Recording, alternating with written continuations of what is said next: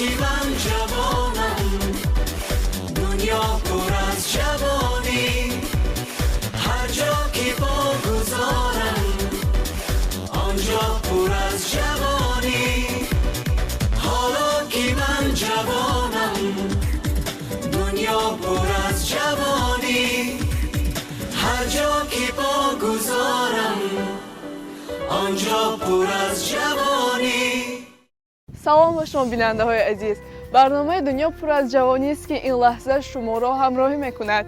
برنامه دنیا پر از جوانی است، فضایی است که همیشه از جوانان میگوید، با جوانان است و همیشه از دستاوردهای آنها به شما قصه میکند. جوانان واقعا نیروی سازنده و آینده دولتند. ما باید به باوری دولت و ملت سزاوار باشیم. خب بیننده های عزیز، با ما بمانید تا شاهد دنیای رنگارنگ جوانان بگردید. ای جانمان ای جان محبوبم ای مطلوبم کی میشوی نصیبی من یا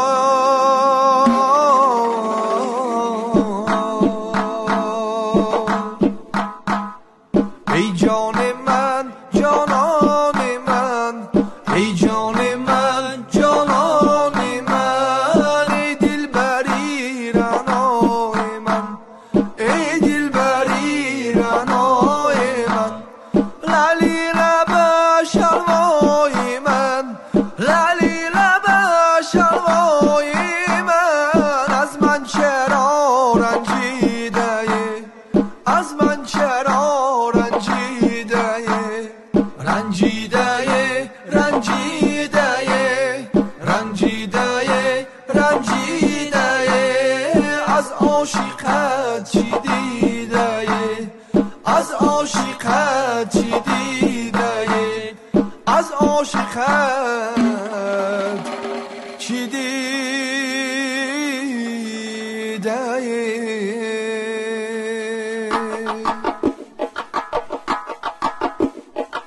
دلبر یگانه ای من شیرین زبانه ای من یا مرا ببر بخانت یا بیا بخانه ای من دلبر یگانه ای من شیرین زبانه ای من یا مرا ببر بخانت یا بیا بخانه ای من زلفی سیاه بالا کن دلبر یگانه ای من گشته به من نگاه کن آفتی زمانه ای من درد دلم دوا کن دلبر یگانه ای من بیا بیا نازک بدن شیرین زبانه ای من دلبر یگانه ای من شیرین زبانه ای من یا مرا ببر بخانت یا بیا بخانه ای من دلبر یگانه ای من شیرین زبانه ای من یا مرا ببر بخانت یا بیا بخانه ای من هی هر جا که پا گذارم آنجا پر از جوانی. بیننده های عزیز، برنامه دنیا پر از جوانی است ادامه دارد و مهمانی امروزه برنامه ما هستند جوانی خیلی فعال سراینده محمد جان ابراهیموف. خوش آمدید به برنامه دنیا پر از جوانی است. تشکر زیاد. اولا السلام علیکم به تمام بینندگان. مینداری خود را به شما و به راهبری تیم تلویزیون میرسانم که مرا به این برنامه خیلی خوب. من خود مخلص همین برنامه هستم و آرزو میکردم که در همین برنامه اشتراک کرده باشیم. من نصیب اشتراک کرده ایستادیم و باز یک بار دیگر تشکر زیاد. خب سلامت باشید. چون شما امروز صنعتکار هستید و میخواستم اینجا بدانیم قدم های نخستین خود را در این جاده چگونه گذاشتید و از کجا مهر پیدا شد نسبت صنعت در دل شما؟ بله، بنیاد سوال خوب. یادآوری از نخستین قدم ها در جاده صنعت از آنی کودکی یعنی شوق صنعت در من بود. خدا رحمت بابایم محمود جان ابراهیموف به طور ژورنالیست بودن. اون کس شوق داشتن در یگان مؤسسه صنعت خواندگی نیستن در اختصاص‌های دایره، فورتپیانو و حافظی سرایندگی شوق داشتن و به من می‌آموزاندن. اولین استادم یعنی بابای عزیز من ابراهیموف محمود جان باشند و در سن 8 سالگی در مکتب بچگانه صنعتی به نام لایق شیرلی همونجا بردن و داخل نمودن و در اختصاصی دایره و فورتپیانو طولی 5 سال در اختصاصی دایره خواندم و 7 سال در اختصاصی فورتپیانو خواندم. مروری زمان به سرایندگی نیز شوق پیدا نمودم و در آنجا اولین استادی من در سرایندگی حامدوف دورانجان میباشند. تشکری زیاد با اون کسی که ما را نگفته البته قبول کردن و نازکی های سرایندگی را با ما آموزاندن. من تا همین قله های بلند البته با زحمت و مهنت استادان با دعای آنها آمده رسیدیم و بلندی های قله های صنعت میرسیم. شما در آوانی خردسالی به نوازندگی مشغول بودید، یعنی مکتب نوازندگی را آموختید و اینجا از شما پرسیدنی هستیم که مکتب سرایندگی را از کی آموختید؟ در کدام دانشکده یا دانشگاه تحصیل کردید؟ پس از ختم مکتب بچگانه صنعتی لایق شیرلی به فاکولته صنعت یعنی دانشگاه دولتی خوجند به نام اکادمی گوجان غفوروف داخل شدم.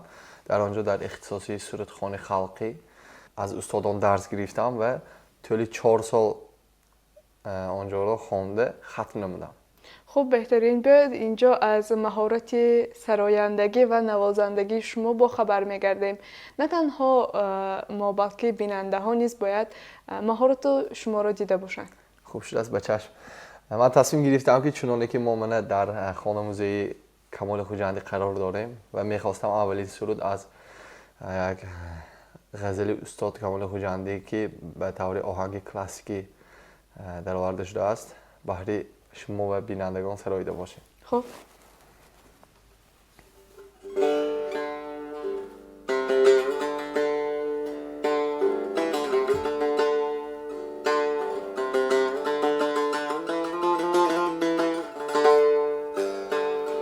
دل مقیمی köy canan است و من اینجا غریب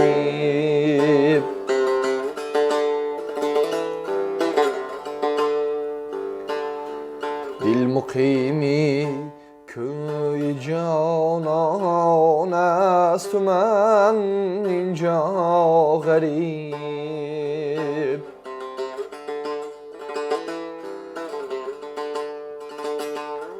چون کند بیچاره مسکین تنی تنها غریب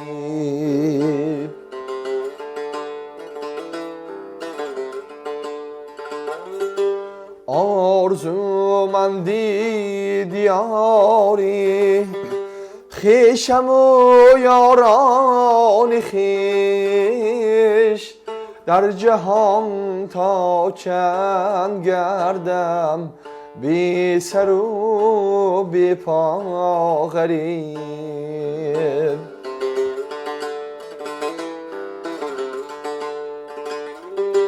در جهان تا چند گردم بی سر و بی پا غریب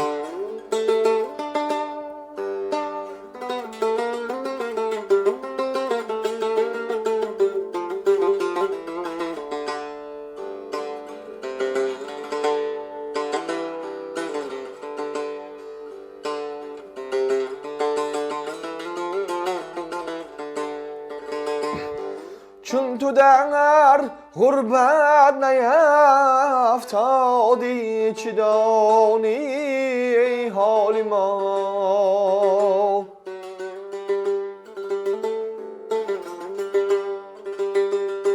چون تو در غربت نیفتادی چه دانی حال ما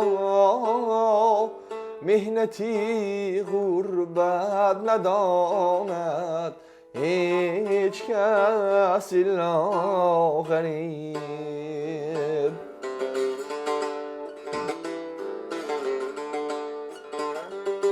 مهنتی غربت نداند هیچ کس الا غریب.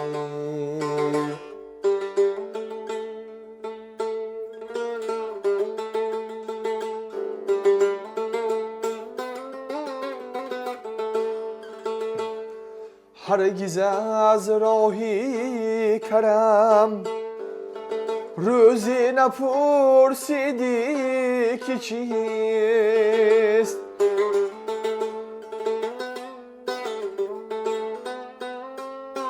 هرگز از راهی کرم روزی نپرسیدی که چیست.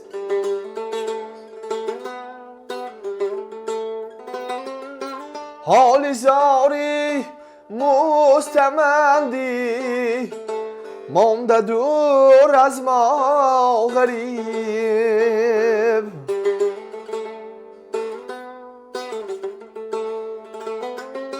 حال زاری مستمندی مانده دور از ما غریب.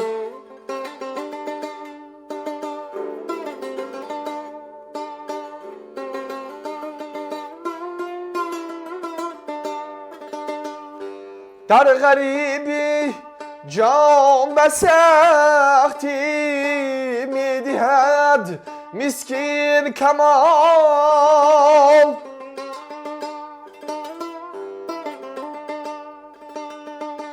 در غریبی جان به سختی میدهد مسکین کمال.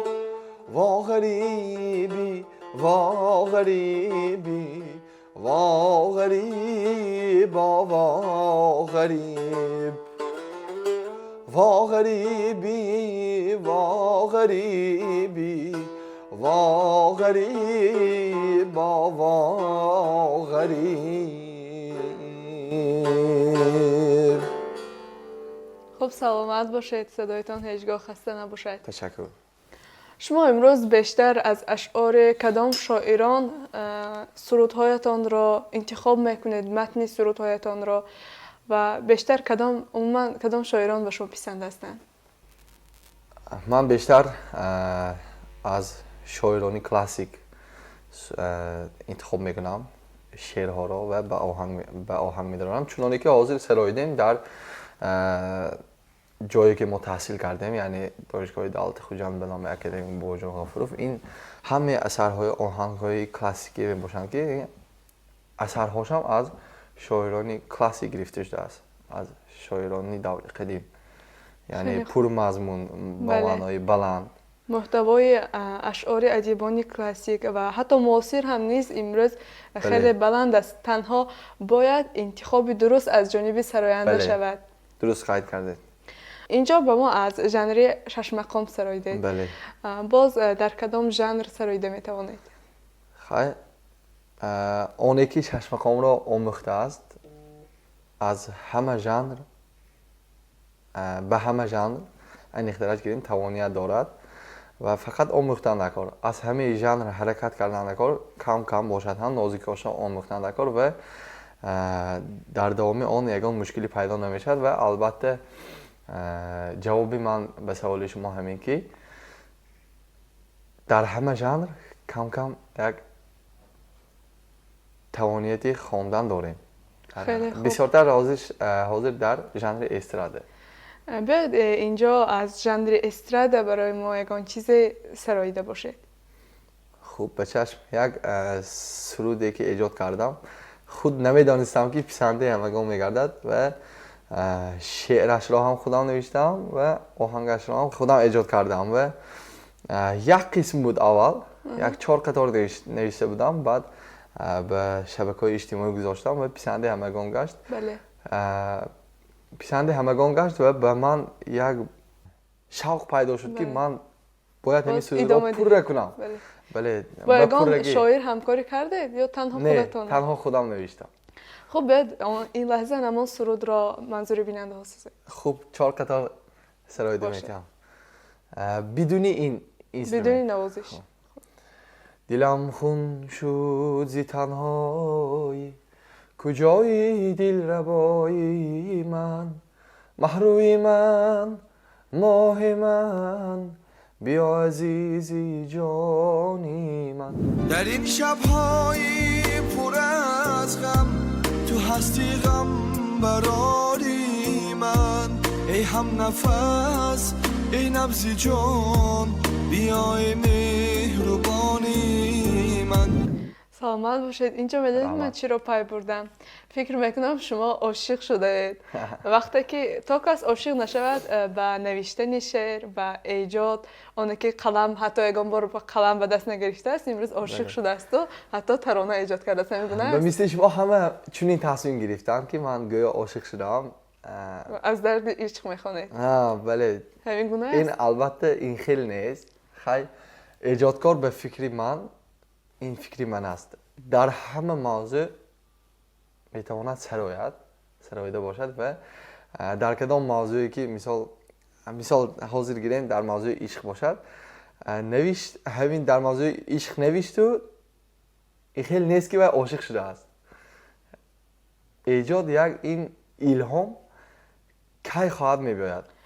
این همین تاریخ همین سرود را گفته گذارم. من در ماه ایول بود به فکرم در تابستان از معرکه آمدیم خواب رفتم در خوابم دیدم دو قطار اول شعر را در خوابم دیدم. دلم خون شد زی تنهایی کجای دل ربای من و خیستم که ساعت 3 شب و همان دمان خیسته تلفنم در نزدم بود دیکتافون را گرفته ضبط کردم. سحری بر وقت خیسته دفتر را گرفته و پررگی بعد نوشتم. خیلی خوب. فکر میکنم شما اگر کوشش کنید باز متن‌های خوب نیز ایجاد میکنید. بله البته کوشش غیرت مینماییم و حرکت میکنیم که ایجادهای نو بنو کنیم برای خلق از زمان پسند آید و خلق از زمان خانشان توی شود. همیشه ما صنعتکاران رفته در رزق خورسنده خلق شادی شریک شده خدمت کنیم. امروز موضوعهایی که شما برای سراییدن انتخاب میکنید بیشتر کدام موضوع هست؟ بسیارتر من در موضوع تربیه یعنی تربیوی سرود میخوانم چون که خودم به همین موضوع یک شوق دارم. دوست میدارم همین موضوع رو.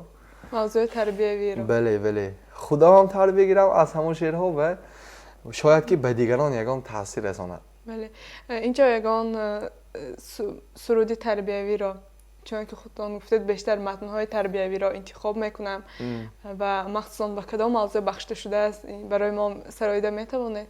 بله البته برای چیده ما در موضوع دوستانی یعنی انیخترش گوییم دوستانی نامرد یک سراییده بودم و در باره حیات گذراست. امروز ما هستیم پگاه نیستیم باید شکرگزار باشیم و بسیار موضوعی تربیوی هست و یک تاش را برای شما میخوانم. عمری ما میگذرد لیک آن بی خبری تا ابد زنده نباشیم چو یک ره گذریم. حیفیان دیده بینا کی نبیند حق را اندر این کلبه تاریک دم جلوه گریم. اندر این کلبه تاریک دم جلوه گریم. ای که با خنده تو را عمر به غفلت بگذشت این چی چشمیست که داریم ولی بی بصریم. ما همه دل به هراسیم زی آن روزی گران که زی چشمی گناهی خویش زمین می نگریم. عمری ما می گذرد لیک زی آن بی خبریم تا ابد زنده نباشیم چو یک ره گذریم. سلامت باشید. تا به امروز در کدام آزمون ها اشتراک کردید؟ چی دستاوردها دارید؟ раҳмати калон дар айни ҳол бо ташаббуси яъне бо заҳмати пешвои миллати муаззами мо муҳтарам Эмомалӣ Раҳмон барои мо ҷавонон як озмуни бошукӯҳ бо номи Тоҷикистон ватани азизи ман ташкил гардидааст. тӯли 4 сол дар он ҷо иштирок менамоям ва ҳамин сол ба ман муяссар гардид ки дар давраи шаҳриш ҷои аввалро гирифтам ва дар давраи вилоятӣ ҷои саввумро гирифтам ва дар давраи ҷумҳуриё иштирок намудам ва сазовори диплом гаштам ва дар имсол дар ҳамин соли омадагӣ яъне 2026 бениҳоят тайёрии хуб дида истодаам ва ба худ мақсад гузоштаам ки дар давраи ҷумҳуриявӣ ҷои аввалро сазовор мегардам. хуб медонед то ба даври ҷумҳуриявӣ рафтан аллакай ин худ ғолибият аст. бале на ҳар кас метавонад то даври ҷумҳуриявӣ рохат бигирад. бале албатта. хуб мо боварӣ дорем ки соли 2026 шумо ғолиб меоед ва ҷои намоёнро сазовор мегардед. вақте ки ирода мустаҳкам аст, вақте ки ҳадаф муайян аст, инсон ба ҷое мерасад. бале. боз як савол дигар медиҳам. имрӯз шумо ба ғайр аз санъаткорӣ, ба ғайр аз сароидан боз ба чӣ кор машғул ҳастед? чун ман дар ҳамин соҳа ҳастам ва дар ҳозир айни ҳол дар мактаби гимназияи рақими 1 шаҳри Хуҷанд ба ҳайси муаллими фанни суруд дарс медиҳам. хеле хуб. имрӯзҳо ҷавонии шумо чӣ гуна мегузарад? ҷавонии мо хеле хуб, шикоят надорам. албатта дар ин тинҷу осудагӣ бо роҳбарии сарвари давлат муҳтарам Эмомалӣ Раҳмон хеле хуб боз он кас мо ҷавононро бениҳоят дастгирӣ намуда истодаанд. бо он кас мефахрем албатта ва чунончи ҳар рӯз медонед, ман фикр мекунам ки ҷавоне ки санъаткор аст ҳар рӯзи ӯ бо шӯру шавқ мегузарад, чун дар муҳити созу наво, дар муҳити оҳанг аст. бениҳоят хуб гузаронида истодем ҷавонии худро. албатта ки ҷавонӣ худ як давраи фаромӯшношуданист ва мо бояд ҳар лаҳзаи онро хеле хуб сипарӣ намоем то дар хотираҳо мо абадан нақш монад ва ба ҷомеа низ манфиати хешро расонем. чун худи шумо имрӯз дар тарбия намудани шогирдон дар ҷодаи санъат аллакай саҳм гузошта истодаед. ин худ як муваффақияти бузург аст. бале раҳмат, ташаккури зиёд. чун инҷо аз ҷавонӣ ҳарф мезанем ва барномаи мо ки дунё пур аз ҷавонист ном дорад, лаҳзаҳое ки то ба имрӯз дар ҷавонии шумо хотирмон буд, дар хотиратон хеле нақши хуб бастааст, он чӣ лаҳзаҳо буд? бениҳоят саволи хуб ва чуноне ки ман дар синни 11 солагӣ сафари ҳунарӣ доштем ба шаҳри Арабистон. онҷо аввал мо ба Дубай сафар кардем, баъд аз он аз фурудгоҳи Дубай ба Арабистон парвоз кардани лозим буд. ҳангоме ки дар вақти аз қайд гузарондани мо яке ман ғайб задам дар фурудгоҳи Дубай ва ҳеҷ ҳамин ҳодиса аз хотирам намебарояд то вақте ки маро дарёфт кардам. ман як чӣ фикр мекардед он вақт? тамом барои ман тамом буд, дигар роҳ набуд. бале фикр кардам ки ман тамом дигар хона бар намегардам, дигар ҳеҷ кас шуморо пайдо намекунад. бале баъд аз он ҳангоме ки маро назоратчиҳои ҳамон фурудгоҳ гирифтанд ва ба назди баландгӯяк бурданд, бо забони худ ба таври англисӣ буд ба фикрам эълон намуданд ва мутасаддиҳои мо, муаллимони мо омада маро дарёфт карданд. баъд аз он хурсанд шодӣ кардам ва дасти устодамро қабда гирифтаму дигар сар надодам, барои он ки ман дар он ҷо хурд будам, дар синни 10 солагӣ ё 11 солагӣ будам. яъне ин ҳамон хотирот аст ки дар хотираи шумо нақш бастааст. бале албатта. ва баъд дар ҳозира вақт гирем агар дастовардҳои ман дар озмун, дар маърака яъне иштирок менамоем, ягон бурдбориҳо, ягон дастовардҳо, ягон пешрафтҳо ин як хотира мемонад. بله البته. اشتراک در آزمون ها دریافت بله. دوستانی نه همه این بله، شناسایی با آنها همش خاطره است. خب اینجا باز یک سرودی دیگر از شما میشنویم و به صحبتمان خاتمه میبخشیم. خوب البته بچه‌ش. در آخر باز یک سرودی استاد اینجا محکم سروی دلارا گذشت. باشه. مرحبا. سروی دلارا گذشت نرگسی شهلا گذشت سروی دلارا گذشت نرگسی شهلا گذشت دیده دل ها گذشت زیبی تمنا گذشت دیده دل ها گذشت زیبی تمنا گذشت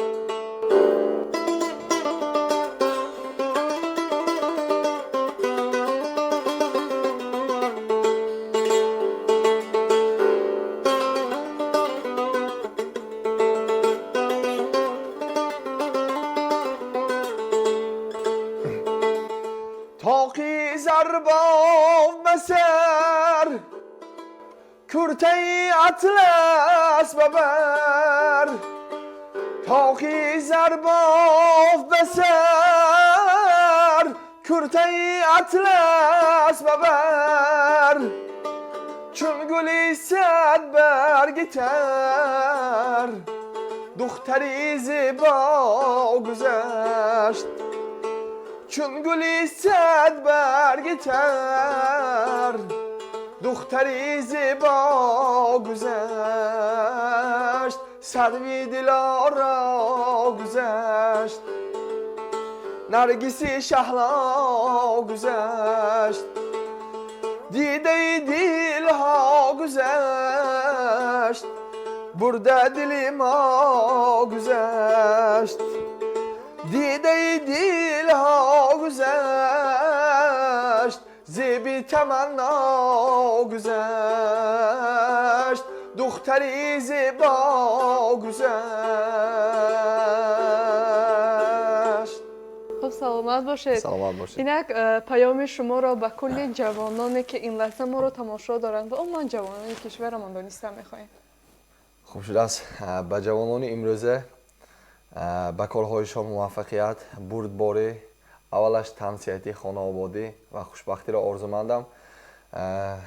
همیشه حرکت به پیش راه افتاده نشوند.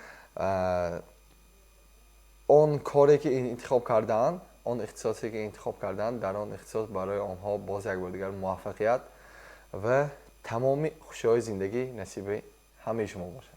خب سلامت باشید. ما برای شما نیز موفقیت های پای در پای را تمنا داریم. بگذار به قله های بلند ایجادی و صنعت برسید. تشکر زیاد. هر جا که پا گذارم آنجا پر از جوانی. خب بیننده های عزیز اینک میگذاریم به بخش نوبتی، بخش سوال و جواب. پس با ما همراه بمانید تا از دانش جوانان با خبر بگردیم. سلام علیکم، شما را ممکن؟ السلام علیکم. برنامه دنیا پر از جوانی ثبت شده ایستاده است و ما بخش داریم سوال و جواب. اگر شما راضی باشید دانش شما را سنجیدن میخواهیم. البته. خب سوالی نخستین چنین است. سال 2026 یعنی سال جاری ما چندمین سالگرد استقلالیت دولتی را تجلیل میکنیم؟ البته که سال 2026 یکی از دستاوردهای مهم و تاریخی دولت جمهوری تاجیکستان این 35 سالگی استقلالیت دولتی جمهوری تاجیکستان را تجلیل میکنیم. بله درست گفته. اثر مشهور سعدی شیرازی کدام است؟ اینش نمیدونم.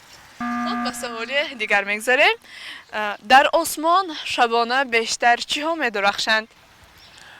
در آسمان بسیارتر در شبانه ستاره ها میدرخشند. بله درست است. سوال نوبتی هوشمندانه فکر کنید. 2 5 2 4 چند میشود جمعشان؟ 18. بله درست است. آب از چند الیمنت عبارت است؟ نمیدونم اینش. H2O. اشتار فرمول یا نامش را نام برکنید. هیدروژن و نه. اکسیژن. سوال نوبتی، اسباب موسیقی که تگمه های آن سیاه و سفید هستند، آن اسباب چی نام دارد؟ اسباب موسیقی گیتار باشد. سیاه و سفید است تگمه هایش. پیانینه. بله درست است. کدام حیوان شاهی جنگل است؟ البته که شیر. درست. نشان دولتی تاجیکستان رمزی چی است؟ نشانی دولتی جمهوری تاجیکستان به فکر من این ifade کننده دولتی تاجیکستان است، یعنی که رمزی دولتداری جمهوری تاجیکستان است. خب تشکر زیاد و نهایت سوال آخره، خیر تا دیدار با زبان انگلیسی چی می شود؟ وای راستی گپ زبان انگلیسی را نم آموخته ایستادم. خب ما به شما دانش بیشتر را تمنا داریم. سلامت باشید. زبان را آموزید. سلامت باشید. سلامت باشید. سلام علیکم. شما را ممکن برنامه دنیا پر از جوانی ثبت شده ایستاده است و ما بخش داریم سوال جواب و دانش شما را سنجیدن میخوایم. اگر شما راضی باشید ما به شما سوال میدهیم. خب سوال اول چنین است: سال 2026 چند سالگی استقلالی دولتی را جشن میگیریم؟ سال 2026 34 سالگی 35 سالگی استقلالیت دولتی را جشن میگیریم. بله. اثر مشهور سعدی شیرازی کدام است؟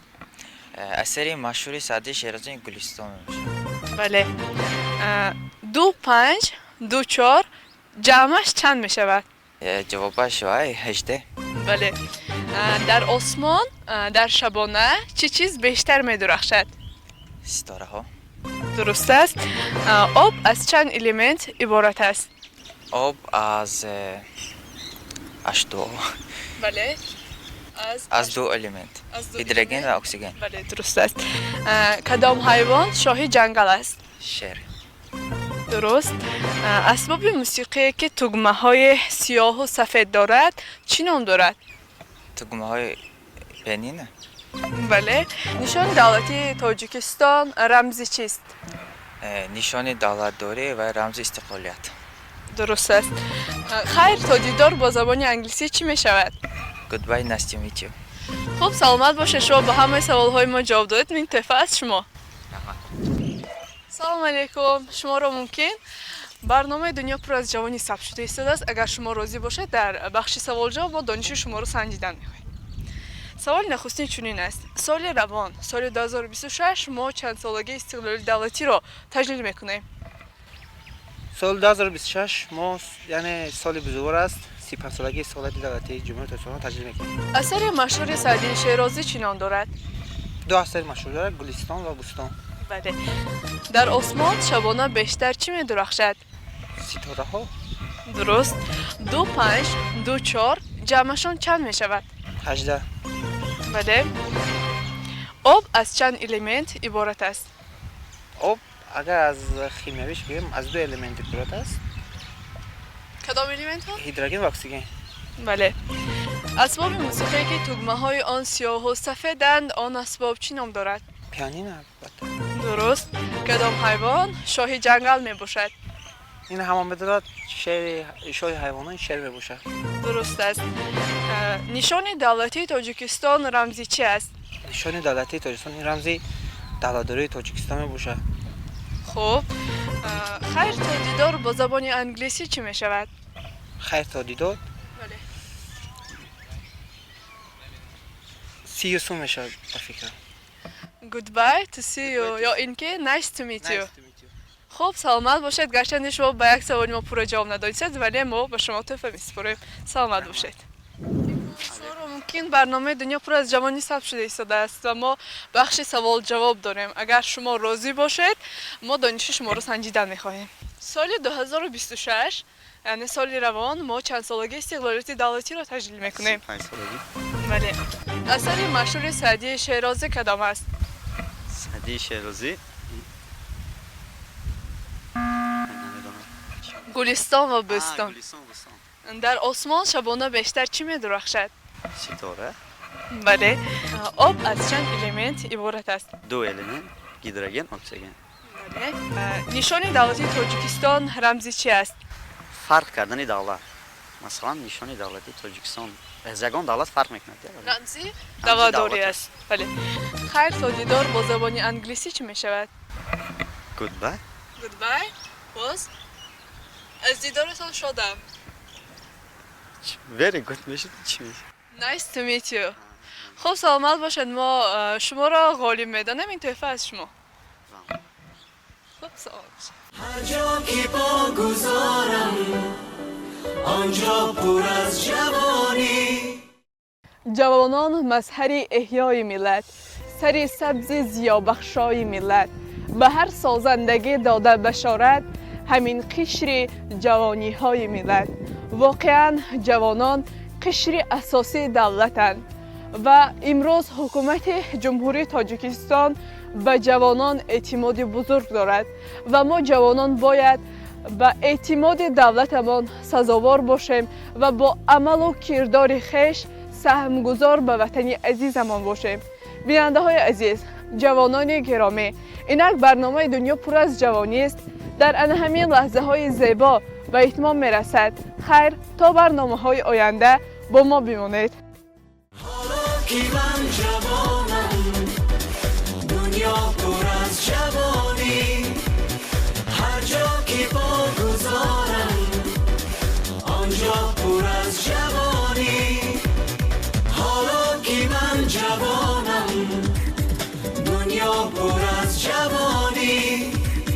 هر جا که پا گذارم آنجا پر از جوانی.